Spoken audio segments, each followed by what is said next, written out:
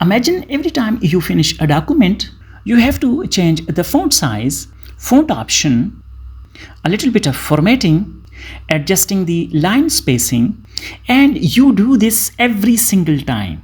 What if you could do all of that with just one click? That's exactly what a macro in MS Word can do for you.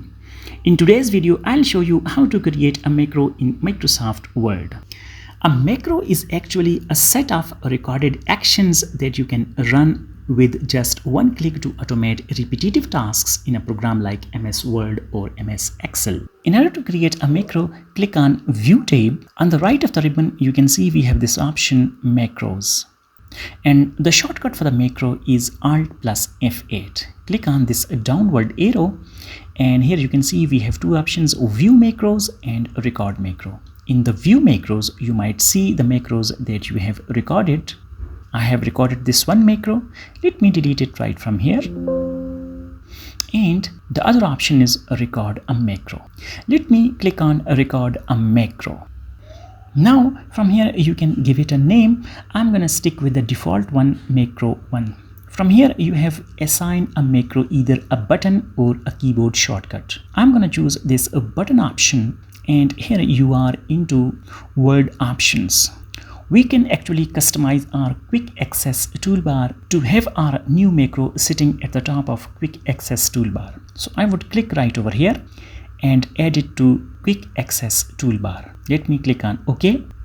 And now you can see we have our new macro 1 sitting right at the top of quick access toolbar. Now whatever steps we are going to perform, they would be recorded as macro. You can see the shape of our cursor has changed. This is showing that we are currently recording a macro. For example, I'm gonna select this paragraph and I'm going to increase its font size to 14, and let me change the font to Times New Roman like this, and I'm also italicizing this particular paragraph as well. Now you have seen we have performed a series of steps to accomplish this formatting. We are almost done with our macro. Now let me get back to our macros and we can actually stop it right from here. Let me click on stop recording, and there we go. Now we have recorded our macro, which you can see in View Macros right over here. Let's see how we can actually apply it.